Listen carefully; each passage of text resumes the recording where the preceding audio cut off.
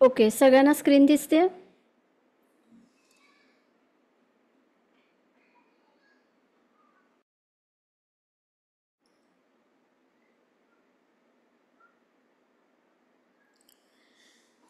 तर आपण सुरुवात करूया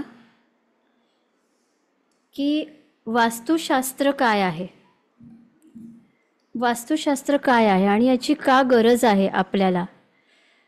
तर आपल्याला प्रत्येकाला वास्तू माहिती आहे की ज्या चार भिंतींच्या आत आपण राहत आहोत ही आपली वास्तू आहे. पण याच्यामागे शास्त्र काय आहे, खूप डीप सायन्स आहे, खूप डीप सायन्स.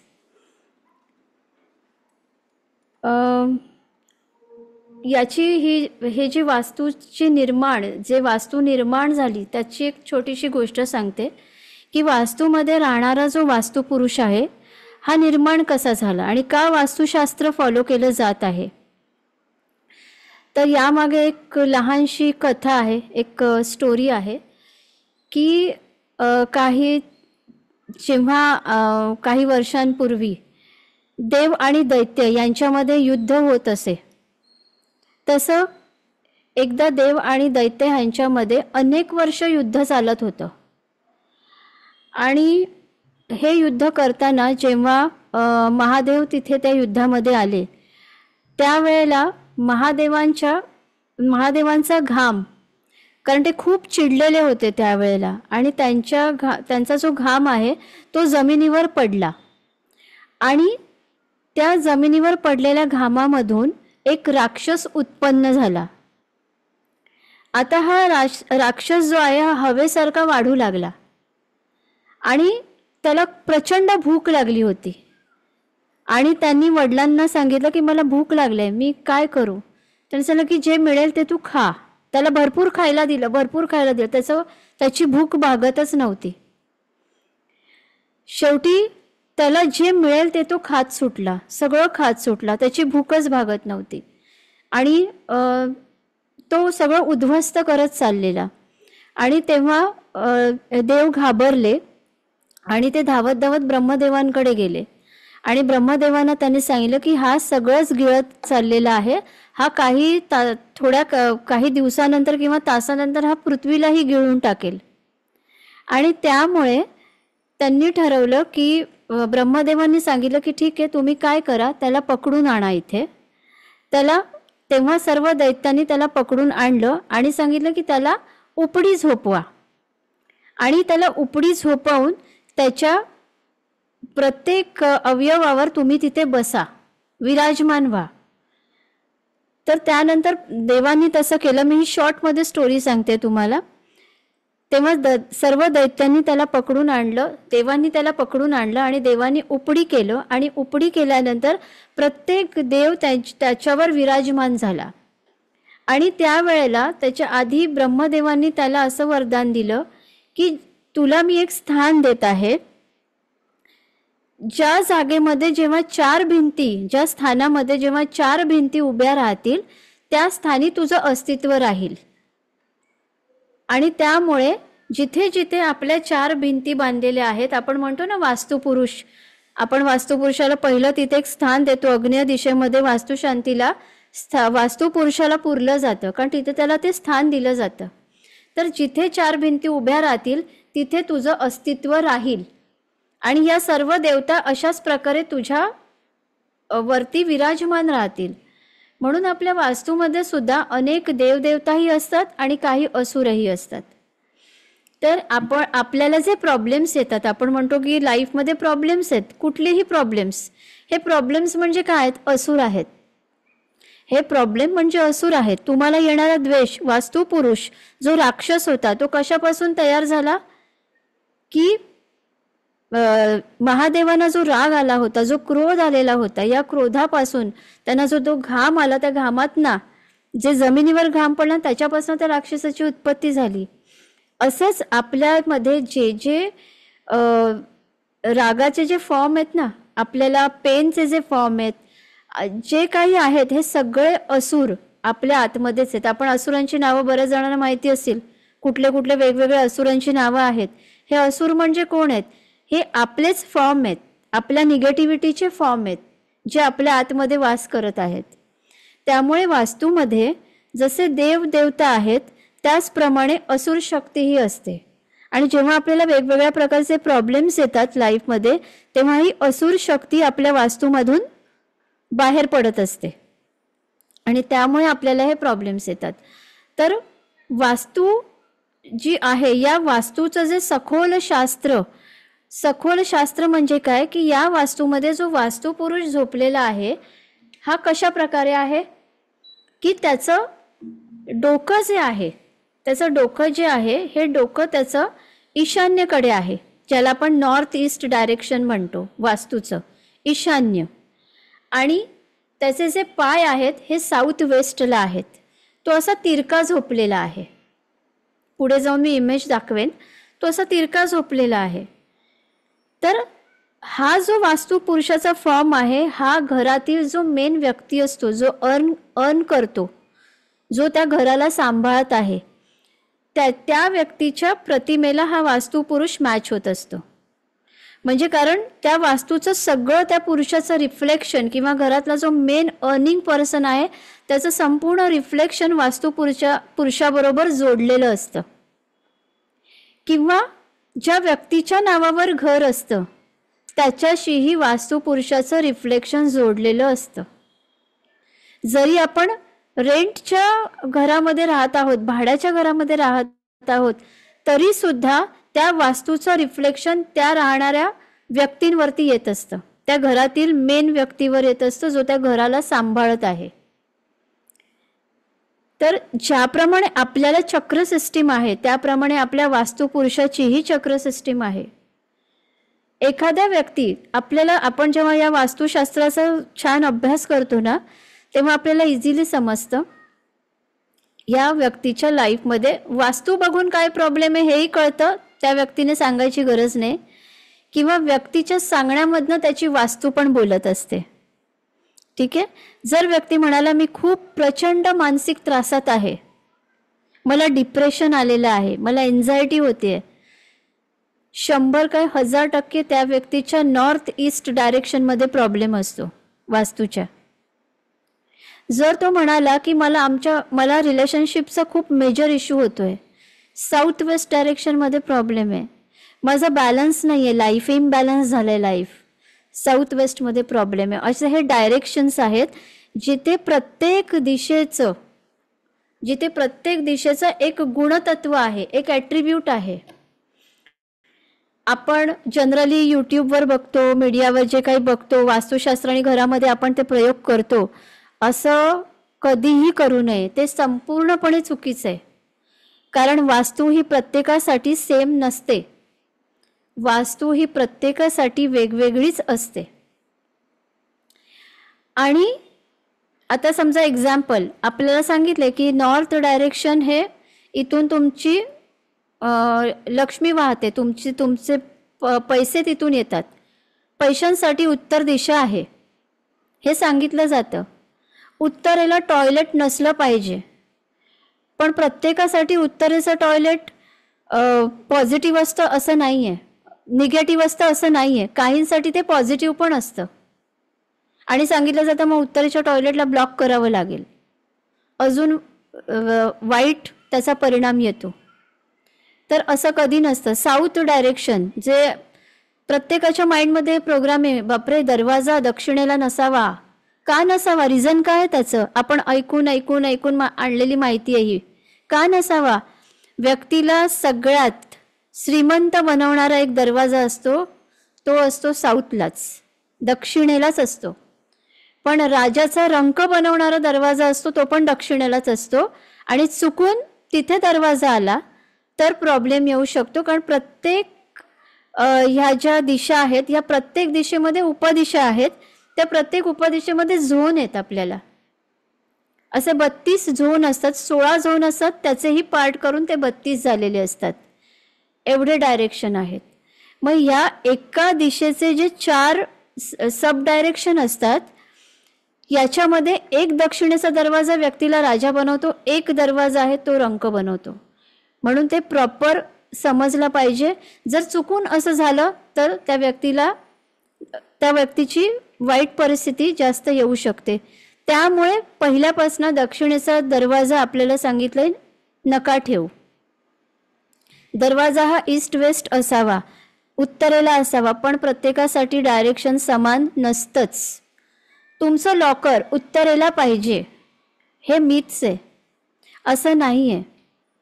ही उत्तर दिशा तुमच्या आता ॲस्ट्रॉलॉजीवरनं कळेल तुम्हाला, अष्टम भावामध्ये आली. कुंडलीतील अष्टम भाव जे असतं हे अष्टम भाव पीडासाठी असतं, कष्ट आणि पीडा. कारण आपण जी नकारात्मक कर्म घेऊन आलेलो आहोत फेडण्यासाठी, ते भोगण्यासाठी, तुमचं अष्टम भाव आहे तिथे जे तुम्हाला पीडा देतं. आणि त्या स्थानामध्ये जर तुमचं उत्तर दिशा आली तर तुम्हाला वाटेल उत्तरेचा दरवाजा आपल्यासाठी पॉझिटिव्ह आहे, उत्तरेच्या ठिकाणी आपण आपली तिजोरी ठेवू, पैसा येईल, उलट तुमचा पैसा अजून जाईल, कारण तुम्ही पीडा स्थानामध्ये पैसा ठेवत आहात. इतक्या या गोष्टी मॅच असतात. म्हणून प्रत्येकाच्या कुंडलीनुसार प्रत्येकाची वास्तू ही वेगळीच असते. कधीही वास्तू जनरल नसते. एखाद्याला जे सोयीस्कर आहे ते दुसऱ्यालाही तसंच असेल असं कधीही नसतं. ही असते वास्तू. आपल्या लाईफमध्ये येणारे जे काही प्रॉब्लेम्स आहेत, ज्या रिलेटेड आपल्याला प्रॉब्लेम्स आहेत, सक्सेस न मिळणे, ग्रोथ न होणे, किंवा आपल्या ज्या मटेरियल डिझायर्स आहेत त्या पूर्ण न होणे, भौतिक सुख, फॅमिलीमध्ये शांतता नसणे, अधिक पैसा फक्त गरजेपुरता मिळतोय, तो आता येतो आणि 4 दिवसांनी खर्च होतोय, तो टिकत पण नाही. त्यानंतर मुलांचे एज्युकेशन. बऱ्याच वेळेला मी असं बघितलंय, माझ्या जेवढ्या केसेस मी केल्यात वास्तूच्या, याच्यामध्ये मुलांचं अभ्यासात लक्ष लागत नाही. आता मुलांना अभ्यासात लक्ष लागण्यासाठी आपण जर कुठे ऐकलं असेल की मुलांना या डायरेक्शनला बसवा, आणि म्हणून आपण मुलांना त्या डायरेक्शनला बसायला सांगतो, पण त्या मुलाच्या कुंडलीप्रमाणे ते डायरेक्शन त्याच्यासाठी सुटेबल नसेल, तो तिथे बसून अभ्यास करण्याने फक्त टाइमपास करेल, किंवा जो तो अभ्यास करत आहे तो त्याच्या डोक्यापर्यंत शिरणार पण नाही. मग आपण म्हणतो या मुलाचं डोकं चालत नाही. डोकं त्याचं चालत नाहीये, आपल्याला समजत नाही की आपण त्याला चुकीच्या झोनमध्ये बसवलेलं आहे. त्यानंतर आपलं हेल्थ. बऱ्याच वेळेला घरामध्ये आजारपण येतं, आणि त्या आजारपणामध्ये बरोबर तिकडे नॉर्थ ईस्टला प्रॉब्लेम येतो, किंवा साऊथ वेस्टला प्रॉब्लेम असतो, नॉर्थ ईस्ट असं डायरेक्शन आहे तिथे प्रॉब्लेम असतो. का? कारण तिथे झोन इम्बॅलन्स असतो. आता हे पुढे कळेल तुम्हाला. झोन इम्बॅलन्स असतो, किंवा तिथे प्रॉपर अँटी ॲक्टिव्हिटी ठेवलेली असते. अँटी म्हणजे फॉर एक्झाम्पल एखाद्या डायरेक्शनमध्ये एखादी वस्तू, म्हणजे आगीमध्ये पाणी कधीही ठेवलं जात नाही. ठीक आहे. आग म्हणजे काय आहे? वास्तूमधलं अग्नितत्व. आपले 5 एलिमेंट्स आहेत, प्रत्येकाला माहिती आहेत. आपले 5 एलिमेंट्स काय आहेत? आपलं भौतिक शरीर पंचतत्वांनी बनलेलं आहे, सगळ्यांना माहिती आहे, राईट? आता हीच पंचतत्व आपल्या वास्तूमध्ये पण असतात. हीच पंचतत्व आपल्या वास्तूमध्येही असतात.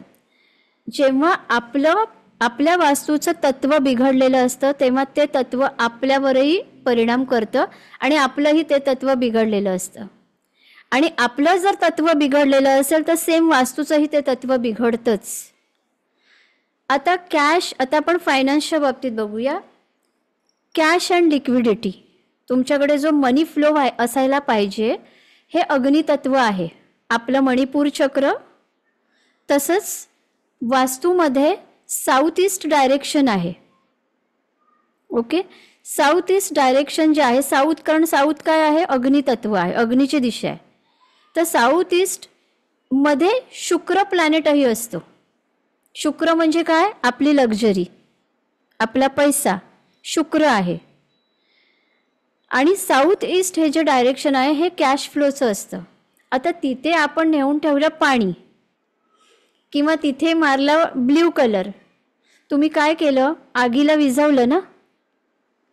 आगीला विझवलं, मग आपलं फायर एलिमेंट काय झालं? इम्बॅलन्स झालं. आणि फायर एलिमेंट इम्बॅलन्स झाल्यामुळे फायनान्शियल प्रॉब्लेम्स यायला लागले. पैसे कुठेतरी लॉस झाले, अचानक गुंतवले पैसे आणि तेही डुबले, हे व्हायला लागतं. आता मला हे यामध्ये सांगायचं आहे की बरोबर ती वास्तू आपल्यावर का परिणाम करते. आता इथे कार्मिक कनेक्शन पासून मी सांगते, कारण आपला जो मेन बेस आहे माझा तो कर्मांचा आहे, सोल जर्नीचा आहे. पण सोल जर्नीमध्ये ही वास्तू कुठून आली हे मी आधी एक्सप्लेन करते. कारण जेव्हा आधी आहे ना, जेव्हा मी म्हणायची ना कोणी वास्तुशास्त्रज्ञ आहे, तेव्हा मला वाटायचं बापरे किती किचकट, मेजर करा, हे करा, एवढी डिग्री तेवढी, मला खूप किचकट वाटायचं.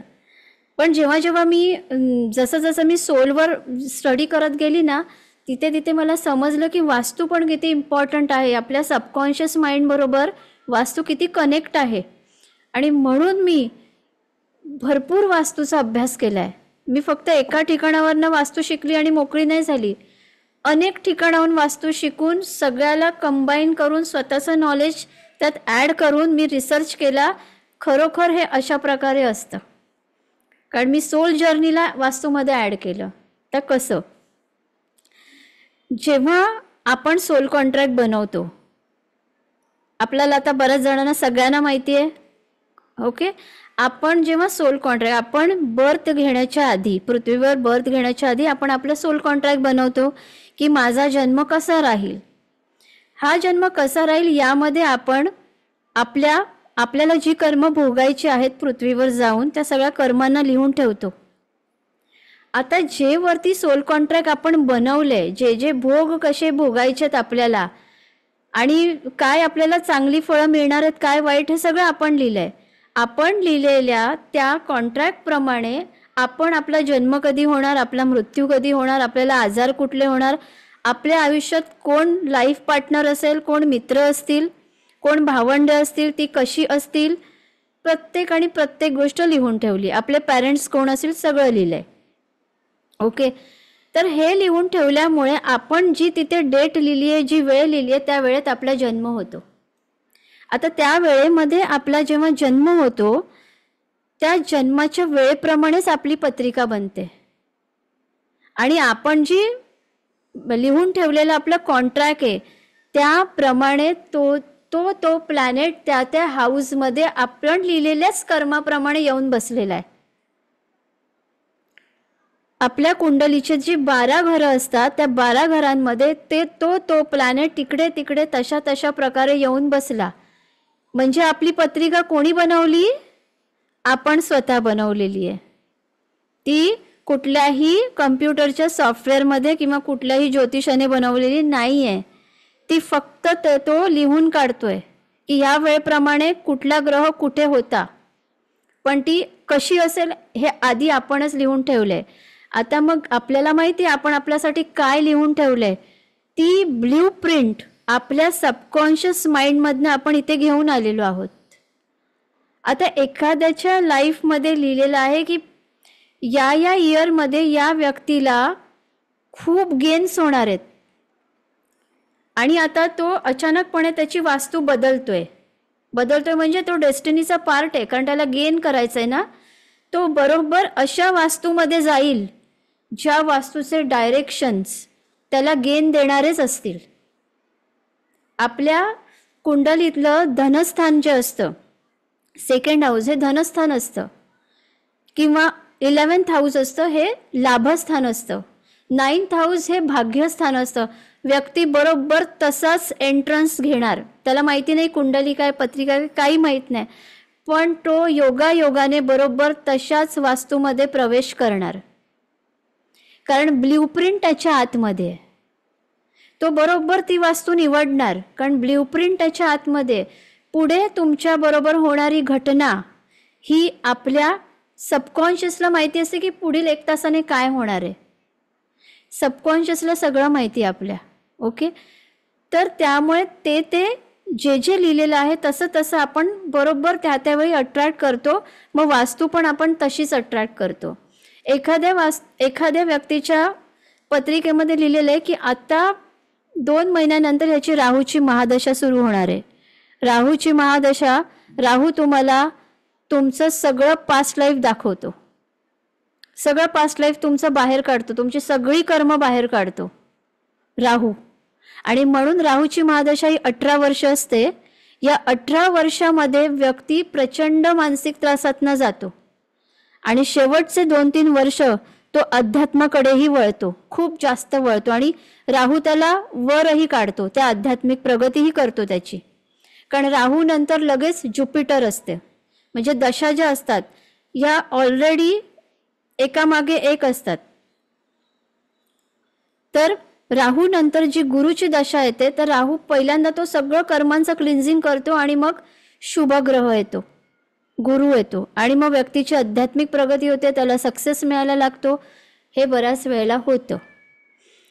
तर अशा प्रकारे आपण बरोबर ती वास्तू निवडतो. तर एखाद्याला जर राहूची महादशा येणार आहे त्याच्या आयुष्यामध्ये, बरोबर तो अशाच ठिकाणी जाईल, तो अचानक त्याची वास्तू बदलेल किंवा वास्तूमध्ये असं काहीतरी रिनोव्हेशन करेल आणि अचानक त्याला वाटेल अरे घर आधी होतं तेव्हा सगळं व्यवस्थित होतं, घरामध्ये थोडंसं आपण रिनोव्हेशन केल्यानंतर खूप जास्त त्रास व्हायला लागले.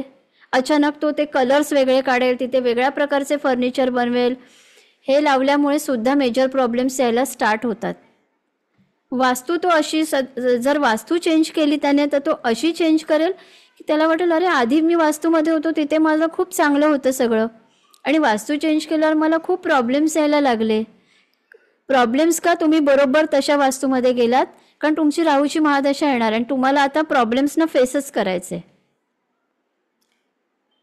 तर अशा प्रकारे वास्तू आपल्याला परिणाम देत असते. कारण ऑलरेडी सबकॉन्शियसमध्ये तुम्ही बघा, तुम्ही जर फ्लॅट सिस्टीममध्ये राहत आहात, तुमच्या एक्झॅक्टली वरचा जो फ्लॅट आहे त्याचं स्ट्रक्चर तुमच्यासारखंच आहे, तुमच्या फ्लॅटप्रमाणेच आहे. पण प्रत्येक फ्लॅटमध्ये गेल्यावर तुम्हाला सगळं सेम दिसतं का? सगळ्यांनी सेम कर्टन लावलेत, सगळ्यांचं सेम फर्निचर आहे, तुम्ही जिथे ते ठेवलंय तिथेच त्यांनी असं असतं का? नाही. आतना स्ट्रक्चर सेम असलं वॉलचं तरी आतमधलं इंटेरियर टोटली वेगळं असतं. का? प्रत्येकजण त्याच्या सबकॉन्शियसमध्ये, तुमच्या सबकॉन्शियसमध्ये जिथे सोफा ठेवलाय तुम्ही सोफा तिथेच ठेवणार, त्यांच्या सबकॉन्शियसमध्ये जिथे सोफा ठेवलाय तिथेच ते सोफा ठेवणार. सबकॉन्शियस माइंडमध्ये जे तुमचं स्ट्रक्चर आहे ना, ते स्ट्रक्चर तुम्ही बाहेरच्या जगामध्ये तयार करता. इवन आपल्या लाईफमध्ये पण आता जे आपलं स्ट्रक्चर आहे, जी परिस्थिती आहे, हे आतमध्ये, म्हणून ती बाहेरच्या जगात आपण तशी अट्रॅक्ट करतोय. ओके, सो सेम स्ट्रक्चर येतं. म्हणून आपली वास्तू ही आपल्या सबकॉन्शियसला कनेक्ट असते. आता तुम्ही रात्री काय होत असतं, आपलं जे सबकॉन्शियस माइंड असतं हे रात्री झोपेमध्ये ॲक्टिव्ह असतं, फुल ॲक्टिव्ह असतं. कॉन्शियस माइंड झोपलेलं असतं.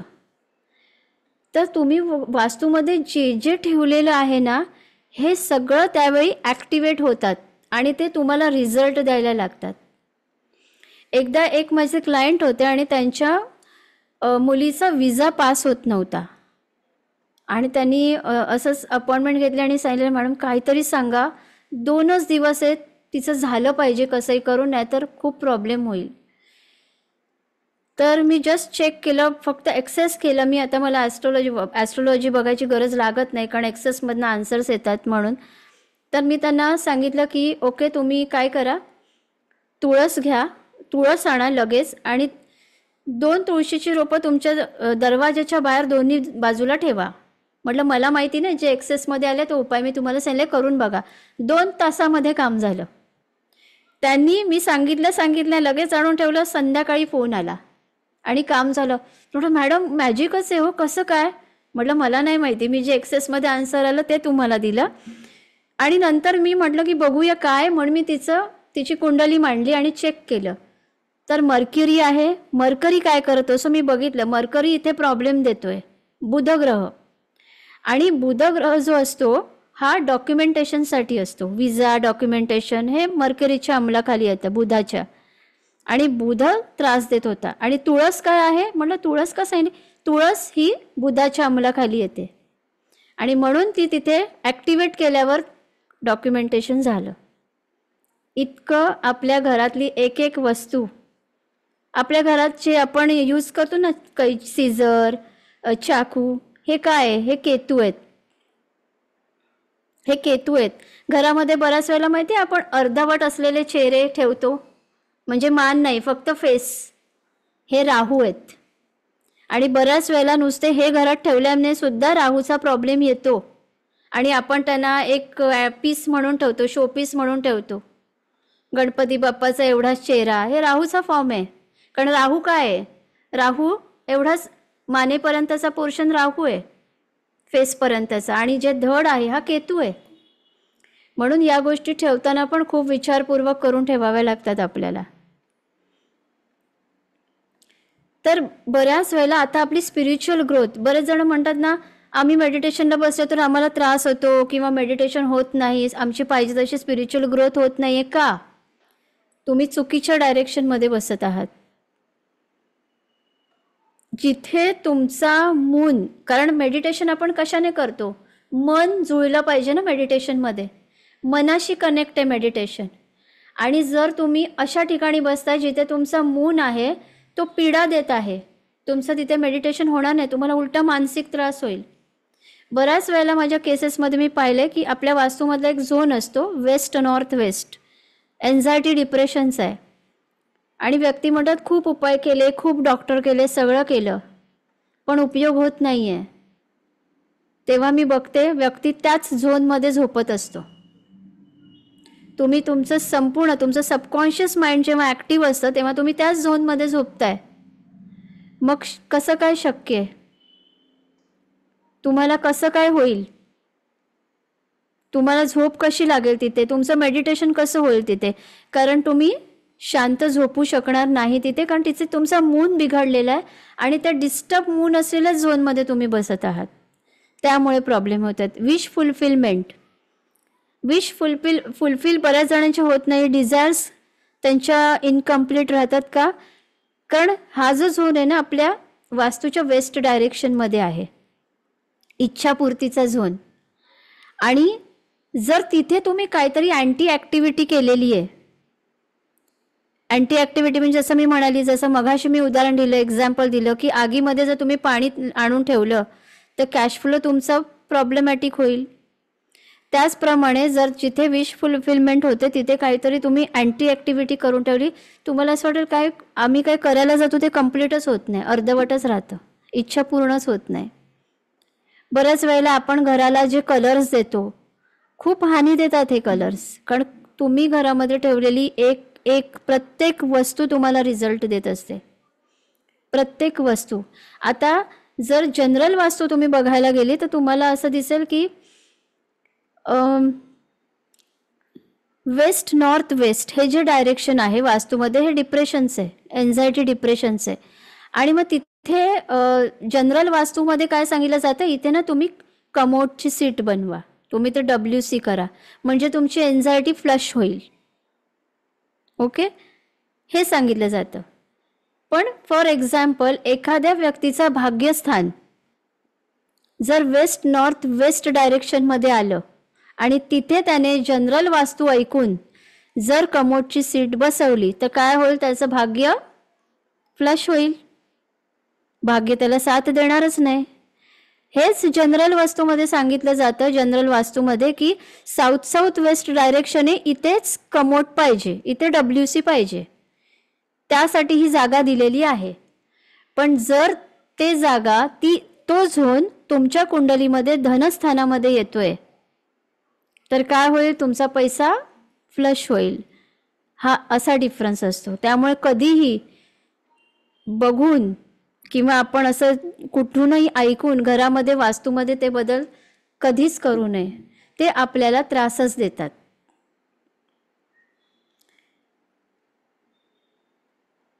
जसं मी म्हणाले की आपल्याला जे पंचतत्व आहेत आपली, 30 पंचतत्व आपल्या वास्तूमध्ये आहेत.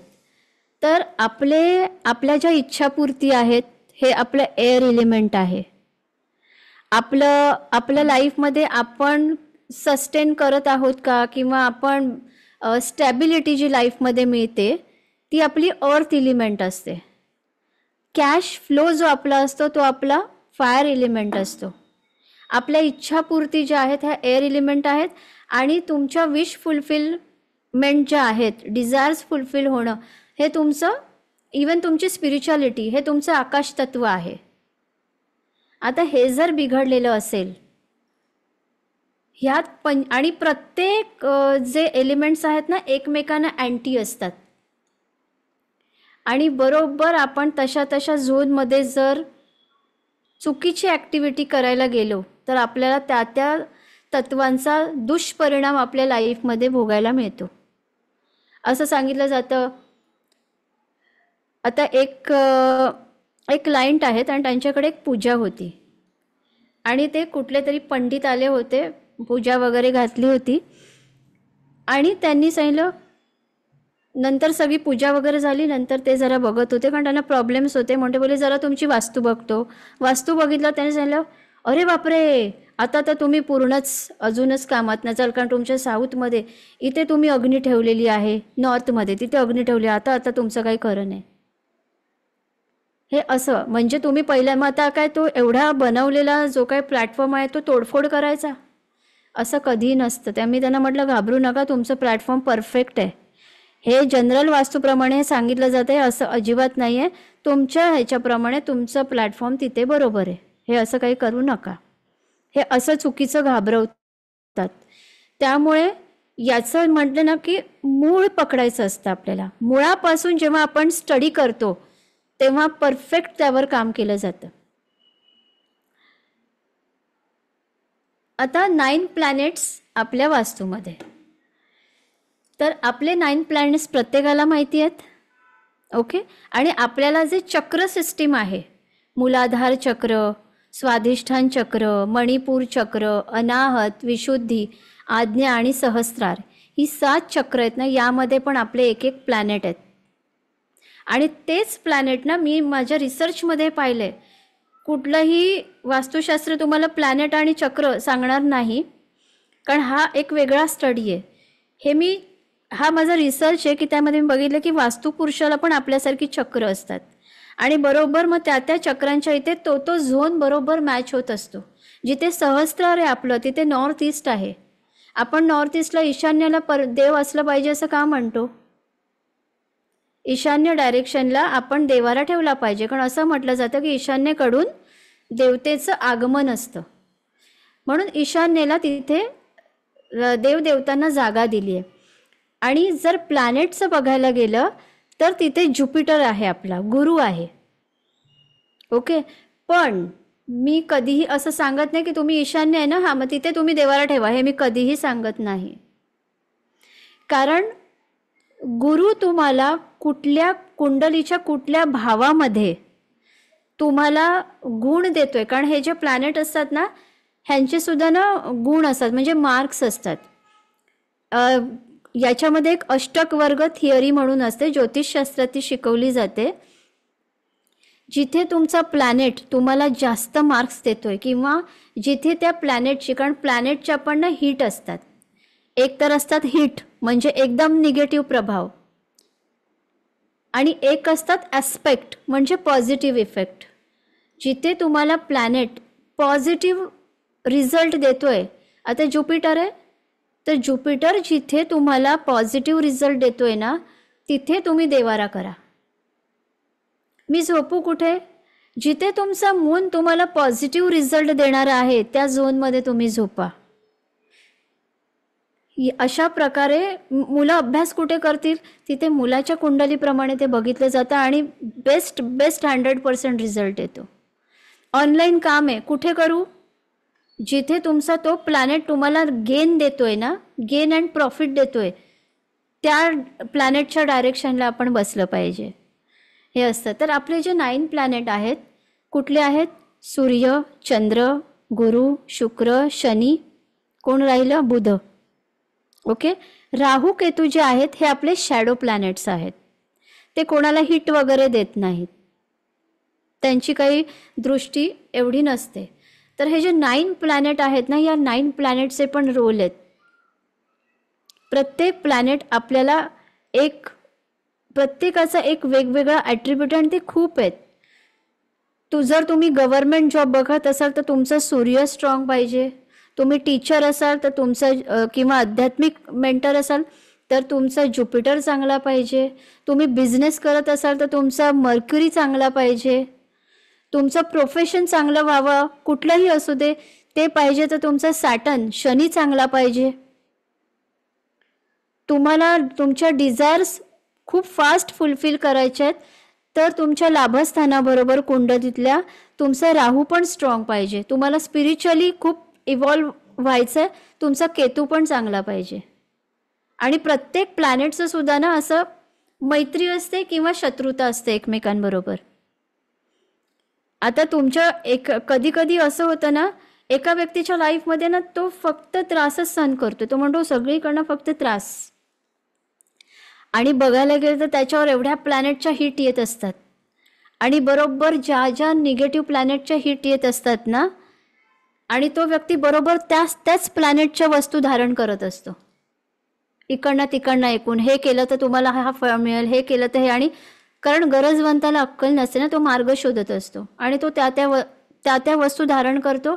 नंतर कळतं अरे हे तर सगळं निगेटिव्ह आहे, जे तुम्ही जवळ नाही ठेवलं पाहिजे. आणि तेच तो व्यक्ती जवळ ठेवत असतो स्वतःच्या, आणि त्याला अजून जास्त मेजर प्रॉब्लेम्स होतात. तर त्यामुळे आपण वास्तू करताना, आता पूर्वी बघा वास्तू असं सांगायचं की तोडफोड करावी लागायची वास्तूमध्ये. नाही, इथे बाथरूम चालणार नाही, तोडा, इकडनं फोडा, इथे बसवा. आता तसं नाही. आता वास्तू जसं एनर्जी अपडेट होते तसं वास्तुशास्त्रही खूप अपडेट झालेलं आहे. कुठल्याही प्रकारची तोडफोड न करता आपल्याला आपल्या वास्तूमध्ये चांगले बदल घडवता येतात. आपली नक्षत्र जी आहेत, आपली नक्षत्र पण असतात, हे प्रत्येकाला माहिती आहे. आपण प्रत्येकाने एका पर्टिक्युलर नक्षत्रावर जन्म घेतलेला आहे आणि ते नक्षत्र आहे ना, या नक्षत्राचे पण काही फॉर्म आहेत. 27 नक्षत्र म्हणजे काय आहे, या चंद्राच्या 27 पत्नी आहेत आणि त्याच्यात सगळ्यात लाडकी आहे रोहिणी. ते रोहिणी नक्षत्र आहे. तर आपल्या प्रत्येकाच्या नक्षत्रानुसार सुद्धा आपल्याला प्लॅनेट रिझल्ट देत असतात. तर नक्षत्राप्रमाणे जेव्हा आपण वास्तू करतो, म्हणजे मी खूप वास्तूचा रिसर्च केला, नंतर म्हटलं अजून ॲडव्हान्स आपल्याला रिझल्ट मिळाला, आपण काय केलं पाहिजे. हा रिसर्च करताना मला कळलं नक्षत्र, आणि नक्षत्र जो इफेक्ट करतात तो खूप खूप हाय लेवलवर रिझल्ट देतात वास्तूमध्ये. तर आपल्या वास्तूमध्ये 45 देवता आहेत असं म्हटलं जातं. 45 देवता म्हणजे काय आहे, याच्यामध्ये 33 देवता आहेत आणि 12 असुर आहेत. तर जेव्हा आपण त्याला प्रॉब्लेम असं म्हणतो तेव्हा असुर बाहेर ॲक्टिवेट झालेले असतात. कारण एनर्जी कशी काम करते, जमिनीमधनं एनर्जी वर येत असते आणि तुमच्या जमिनीमधनं वास्तूमधनं जेव्हा ती एनर्जी फ्लो होत असते तेव्हा तुम्हाला ते रिझल्ट्स येतात.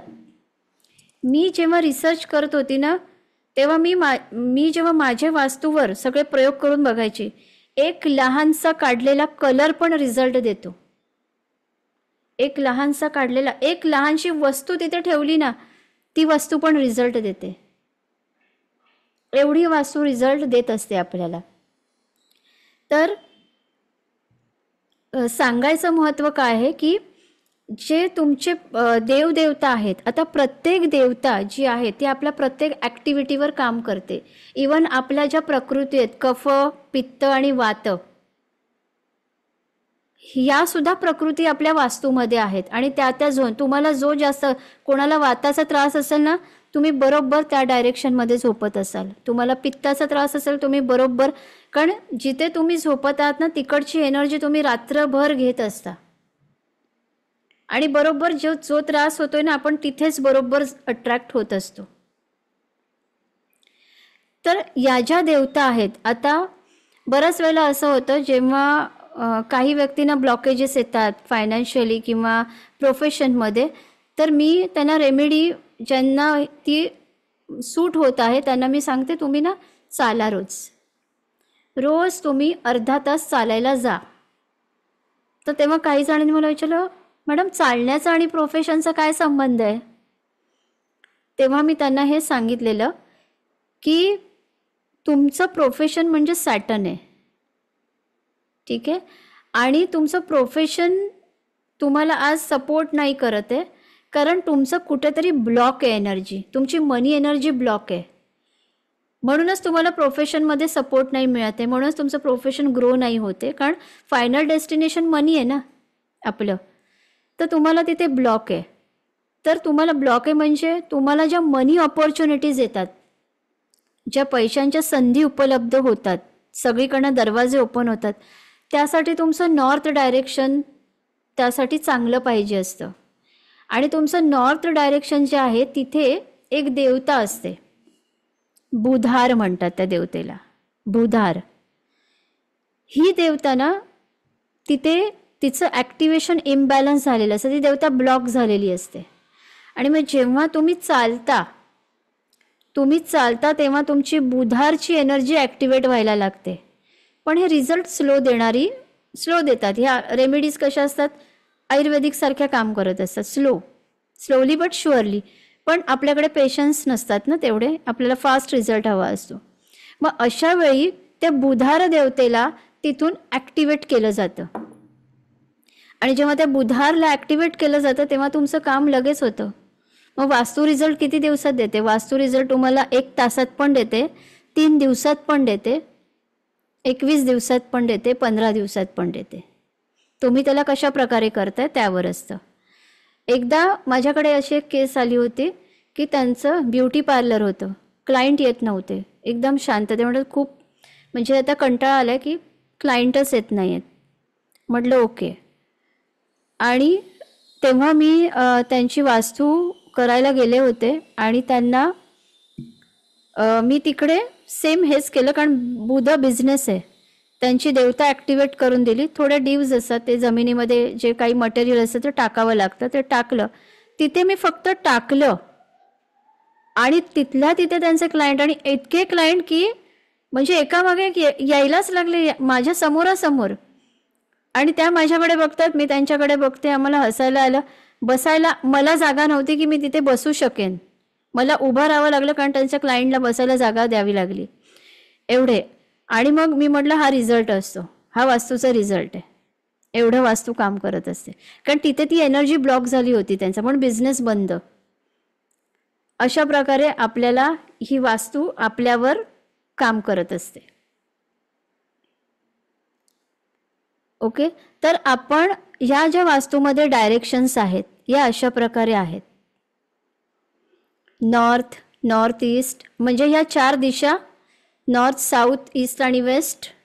त्यानंतर ज्या उपदिशा आहेत, north west, north east, south west, या आपल्याला माहिती आहेत. पण या दिशांमध्येही अजून 16 झोन असतात, 16 झोन असतात. ओके. आणि त्या 16 झोनमध्ये सुद्धा अजून सब डिव्हिजन असतात, असे 32 झोन असतात. आणि यावर आपली संपूर्ण वास्तू काम करत असते. हे अशा प्रकारे आहे, हे वास्तुचक्र आहे. आपल्याला लाईफमध्ये होणारा प्रत्येक जो लाईफचा झोन आहे हा प्रत्येक याच्यामध्ये असतो, या 32 झोनमध्ये असतो. आणि याच्या पलीकडे काही नसतं. रिलेशनशिपपासून आपला एक्सपेन्सेस होणं, आपल्याला मिळणारं name, fame, success, power, confidence, education, gain and profit, anxiety, depression, आपल्याला मिळणारे सपोर्ट सिस्टीम, हे सगळं, मनी ऑपॉर्च्युनिटीज, आपला कॅश फ्लो, प्रत्येक गोष्ट या 32 झोनमध्ये डिवाइड झालेला असतो. अशी आपली वास्तू काम करत असते. हे असतं वास्तुचक्र. जेव्हा आपण ही टेक्निक शिकतो तेव्हा अशा प्रकारे वास्तुचक्र आपल्याला याचा यूज करावा लागतो. आणि त्यानुसार याच्यामध्ये आपल्या ज्या देवता आहेत आणि असुर आहेत त्यासुद्धा दाखवल्या जातात, ते शिकवलं जातं प्रॉपर. ते कशा प्रकारे, कुठल्या देवतेचा तुम्हाला उपयोग करून घ्यायचा आहे आणि तो कशा प्रकारे करायचा आहे. ठीक आहे. तर आता आपण थोडंसं ॲस्ट्रोलॉजीकडे वळूया, की आपल्या लाईफचे प्रत्येक प्रॉब्लेम्स आणि आपले जे काही आपल्याला पाहिजे, प्रत्येक लाईफचा कन्सर्न जो आहे हा आपल्या या 12 घरांमध्ये डिवाइड आहे. जे आपल्या कुंडलीमधलं पहिलं घर असतं, जिथे इथे फर्स्ट हाऊस लिहिलेलं दिसतंय, हे जे फर्स्ट हाऊस आहे हे आपण स्वतः दर्शवतो.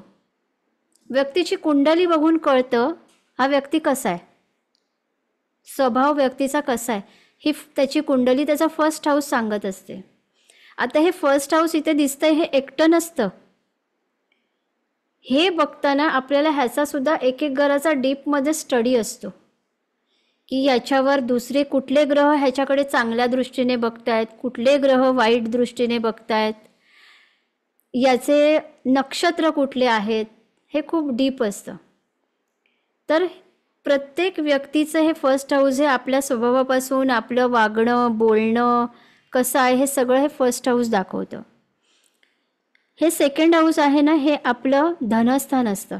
व्यक्तीचा पैसा या धनस्थानावरून कळतो की आज व्यक्तीकडे किती पैसा असेल आणि किती येईल ह्याच्याकडे, ह्याचे सेविंग्स कसे असतील हे कळतं.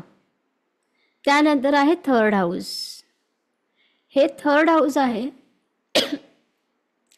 थर्ड हाऊस व्यक्तीचं डॉक्युमेंटेशन असतं. एकच मिनिट.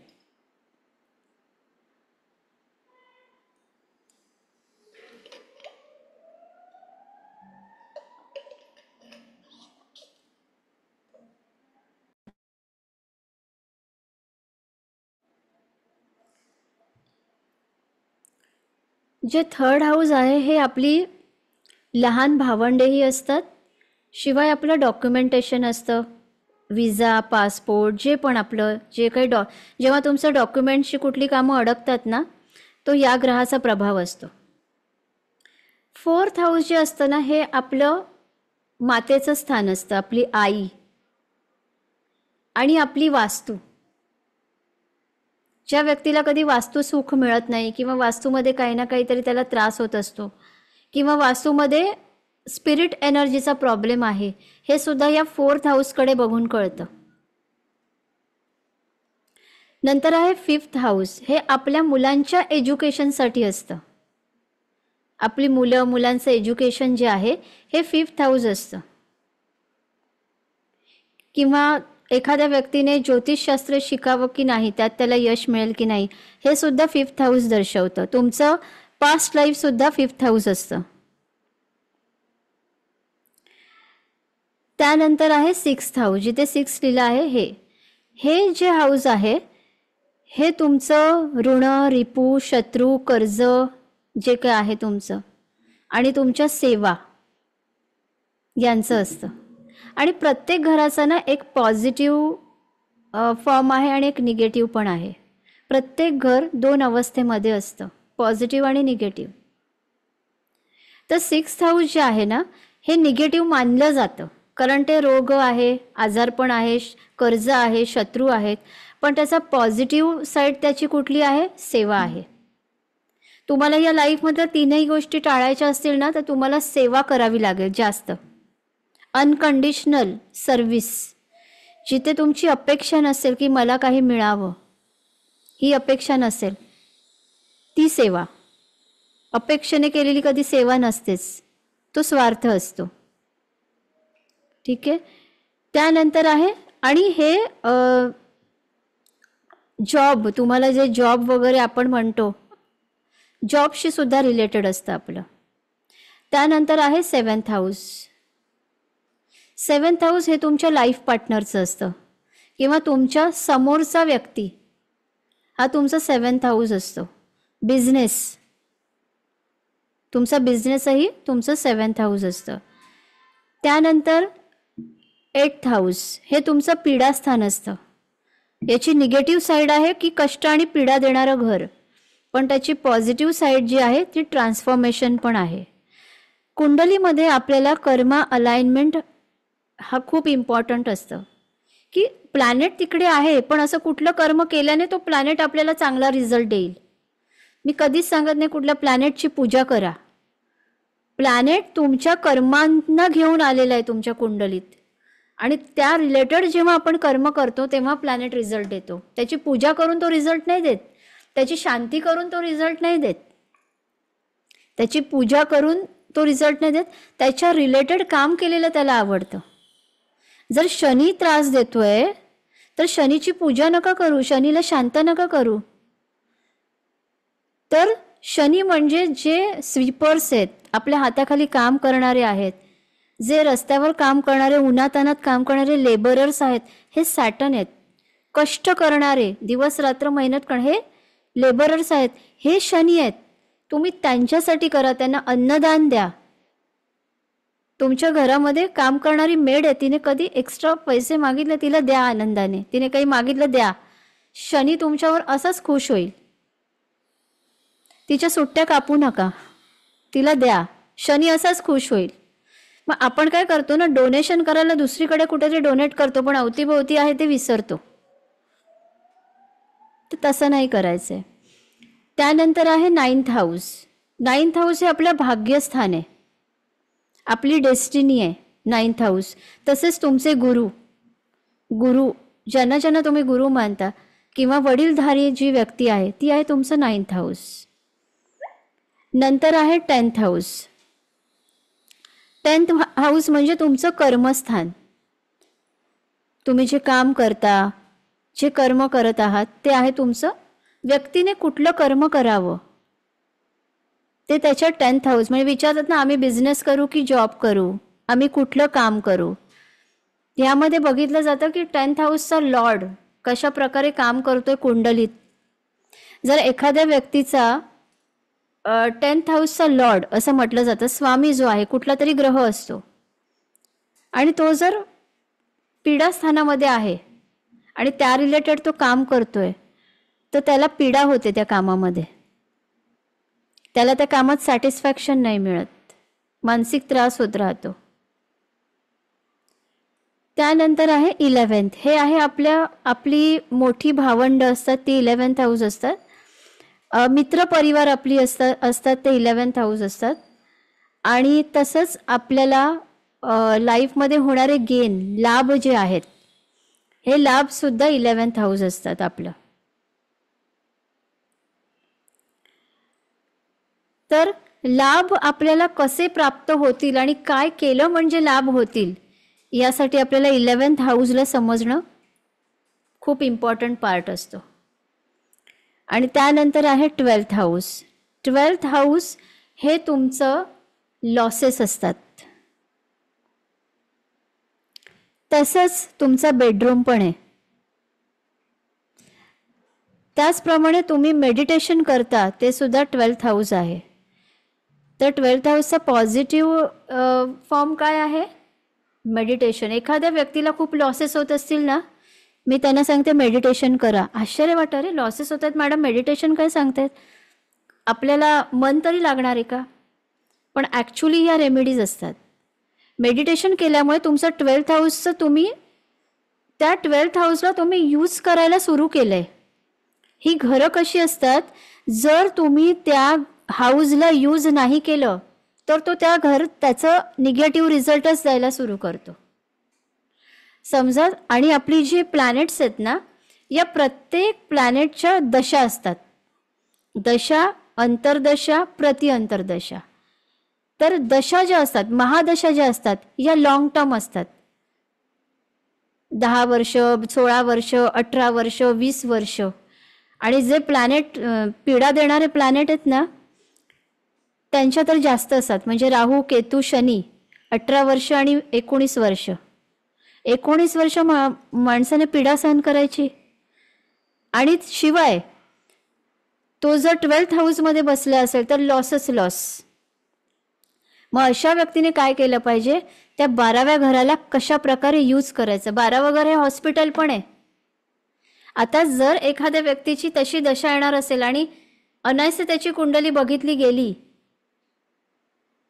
तर त्याला आधीच सांगितलं जातं की एक काम करा, रोज हॉस्पिटलमध्ये फेऱ्या मारून या. कारण 12वं घर हे हॉस्पिटल आहे. ते तुम्हाला फेऱ्या हॉस्पिटलमध्ये मारायला लावणारच, ते तुम्हाला ॲडमिट करायला लावणार. जेव्हा ते ॲक्टिवेट होतं, तिकडचा प्लॅनेट तुमच्या दशेमध्ये ॲक्टिव्ह होतो, तेव्हा तुम्हाला ते फेऱ्या मारायला लावणार, हॉस्पिटलमध्ये ॲडमिट करायला लावणार.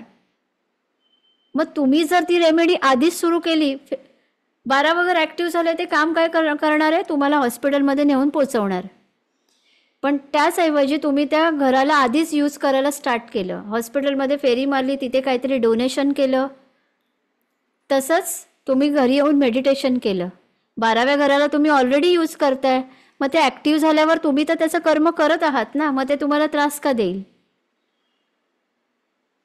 तर अशा प्रकारे ना जे जे निगेटिव्ह प्रॉब्लेम्स तुम्हाला होत आहेत ना लाईफमध्ये, तेव्हा तेव्हा ती दशा ॲक्टिव्ह झालेली असते आणि ते घर तुम्हाला तशा प्रकारचं प्रॉब्लेम देत असतं आणि आपण मार्ग शोधतो. खूप काय करून रिझल्ट मिळत नाही, कारण इथे पण प्रॉब्लेम असतात. अशा प्रकारे अजून ह्यांचे खूप ॲट्रिब्यूट्स आहेत. आता एवढा वेळ नाही की एवढं सांगत बसणं, म्हणून मी एक शॉर्टकटमध्ये सारांश मांडत आहे. कारण ॲस्ट्रोलॉजी खूप वास्ट आहे, खूप वास्ट आहे. हे तसं सार सांगते मी की अशा प्रकारे ॲस्ट्रोलॉजी काम करत असते. हे जसं मी म्हटलं की वास्तूमध्ये ज्या 45 देवता आहेत या अशा प्रकारे असतात. आपल्याला ब्रह्मस्थान माहिती आहे, पण ब्रह्मस्थानाच्या बाजूला कशा प्रकारे देवता विराजमान आहेत त्या अशा प्रकारे आहेत. याच्यामध्ये अशा देवता असतात ज्या तुम्हाला मेडिटेशन करण्यासाठी उपयोगी आहेत, अशा देवता आहेत ज्या तुम्हाला प्रॉफिट अँड गेन करून देतात, ज्या आहेत ज्या तुमच्या विश मॅनिफेस्ट करतात, अशा आहेत अशा प्रत्येक तुम्हाला नेम फेम सक्सेस देतात. आणि त्या देवतांना त्या वेळी तुम्ही जर ॲक्टिवेट केलं तर तुमचं काम होतं. मध्ये एक माझ्याकडे केस होती आणि मी त्यांच्या आकाशिकमध्ये बघितलेलं की त्यांना असे योग होते जेल होण्याचे. तेव्हा त्यांना मी रेमेडी सांगितलेली होती, तुम्ही आत्तापासून कैद्यांना जेवण द्यायला सुरू करा, काहीतरी तिथे कैद्यांसाठी काहीतरी करा, जेलमध्ये एक फेरी मारून या, असंच ओळख काढा, काहीतरी करा. कारण 12वं घर तुमच्या जेल यात्रा पण असतात.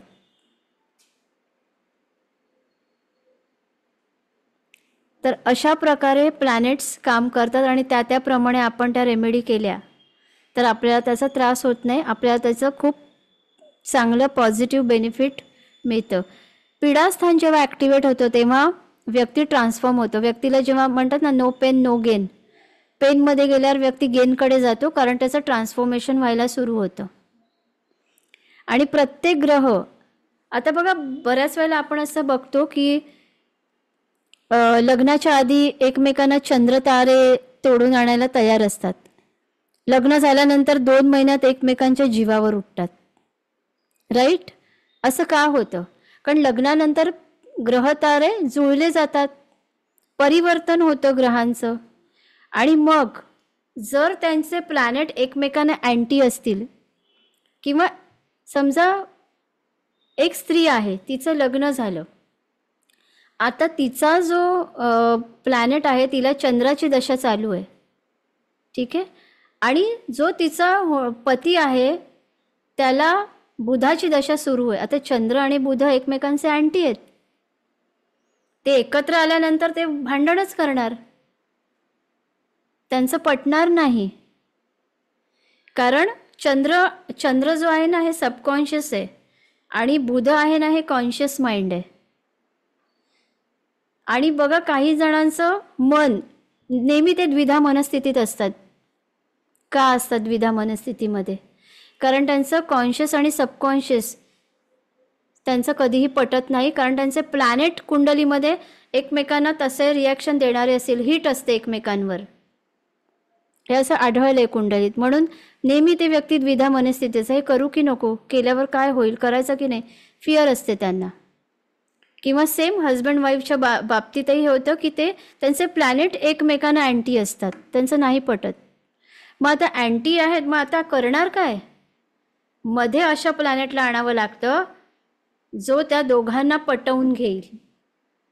आणि हे टेक्निक असतं, ह्याला म्हणतात कर्म अलाइन करणं, कर्माला अलाइन करणं.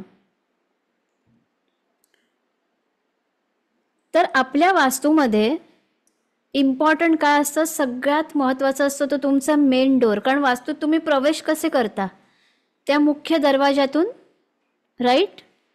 तो मुख्य दरवाजा जो आहे ना, हा तुम्हाला जास्तीत जास्त रिझल्ट देणारा हा मेन डोअरच असतो तुमचा.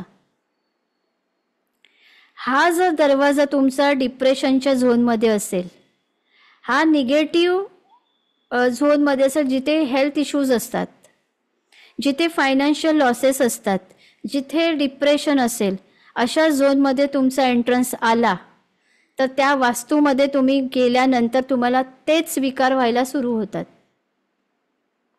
तेच विकार व्हायला सुरू होतात. त्याचप्रमाणे तुमचा बेडरूम, जिथे तुम्ही झोपता, रात्रभर इतके तास तुम्ही त्या झोनमध्ये असता, तुमचं सबकॉन्शियस तिथे असतं ॲक्टिव्ह झालेलं, तुम्ही ती ऊर्जा अट्रॅक्ट करता.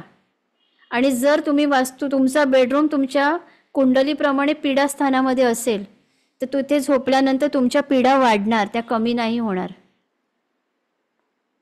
इवन आपण जे अन्न खातो, अन्न खायला जर आपण चुकीच्या झोनमध्ये बसलेलो असू तरी सुद्धा आपल्याला प्रॉब्लेम होतो, पोटाचे विकार होतात, अपचनाचे विकार होतात. त्यामुळे आपले जे वॉशरूम आहेत, हे वॉशरूम सुद्धा जर तुमच्या कॅश फ्लोच्या झोनमध्ये येत असेल तर तुमचा फायनान्स कधीही वाढत नाही, लॉसच होत राहणार. आपण म्हणतो ना, पैसे तर आम्ही कमवतोय पण ते आमच्याकडे टिकत नाही. टिकत का नाही? त्याला कारण हे आहे. तर अशा प्रकारे आपली वास्तू आपल्याला रिझल्ट देत असते. आणि वास्तू आणि ॲस्ट्रोलॉजी ही एकमेकांशी अशा प्रकारे कनेक्ट आहे. ओके, इथे कोणाला तुम्हाला काही क्वेश्चन्स असतील तर तुम्ही चॅटवर विचारा. हां, मी इकडे अनम्यूट करते. जे हँड रेस करतील त्यांना मी अनम्यूट करते, मग विचारा. एक 10-15 मिनटं आपण घेऊया. हां, गार्गी मॅडम विचारा तुम्ही. आता एकाच घरात 4 वेगवेगळी माणसं राहतात ना, हो मग हो हो, प्रत्येकाची कर्म वेगळी, प्रत्येकाची पत्रिका वेगळी. येस. मग अशा अशा वेळी वेळी आपण हं, ज्या व्यक्तीच्या नावावर घर आहे त्याची आता पत्रिका बघतो, दोघांच्या नावावर घर आहे. तर दोघांची बघावी लागते. पण फर्स्ट हां, नेम मग ज्या व्यक्तीचं असतं, फर्स्ट, त्याची बघावी ओके. लागते. मग त्या एकट्यामुळे बाकी सगळ्यांचं पण नाही होत, व्यवस्थित मार्गाला लागतो. नाही होत, मग प्रॉब्लेम नाही होत. कारण अच्छा. ती वास्तू जी आहे त्या व्यक्तीचं रिफ्लेक्शन बनलेली असते, हो. त्यामुळे त्या व्यक्तीच्या नावावर करावं लागतं सगळं. ओके. आणि थँक इवन आपण प्रॉपर जेव्हा एखाद्याची वास्तू करतोय तेव्हा बाकीच्या इतरांचेही आपल्याला डिटेल्स बघावे लागतात. ॲटलिस्ट नक्षत्र आणि पीडास्थान हे चेक करावं लागतं. मग त्याच्यामुळे काही बदल होतात. म्हणजे फक्त माझी पत्रिका समजा बघितली आणि घरातल्या बाकीच्यांची बघितली, तर जे तुम्ही करेक्शन सांगणार आहे त्यात काही बदल असणार. येस. ओके. ठीक. Thank you. Most welcome. मी इथे चॅट ओपन करते.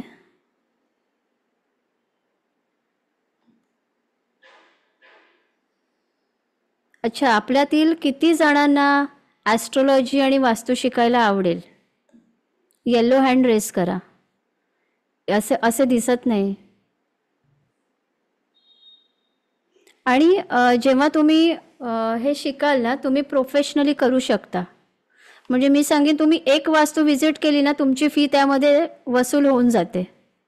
त्याच्यापेक्षाही जास्त तुम्ही चार्ज घेऊ शकता. त्याच्या अर्ध्या किमतीत तुमची फी वसूल होते जेव्हा तुम्ही प्रोफेशनली, आणि मी हे शिकवते ते तुम्ही त्यानंतर तुम्ही प्रोफेशनली वास्तू करू शकता.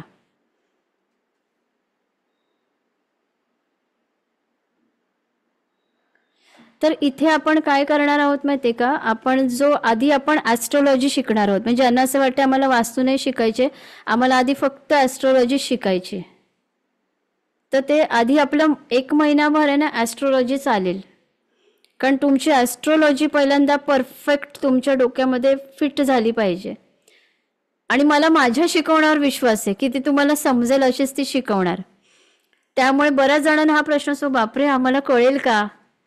असं अजिबात होत नाही. ज्यांना झिरो नॉलेज आहे यामधलं, की ॲस्ट्रोलॉजीचा दुरून दुरून संबंध नाही आमच्याशी, ते सुद्धा शिकू शकतील. एकच मिनिट. माझ्या नवीन देवघराचे तोंड आणि किचनचे सिंक बिझनेस, तर नाही, ॲक्च्युली असं सांगता येणार नाही. तुम्ही असा कोणीही क्वेश्चन हा विचारू नका की माझी हे इथे आहे. ती तुमच्या कुंडलीवरूनच ठरू शकतं की ते तुमच्यासाठी योग्य आहे की नाही. ओके, एकच.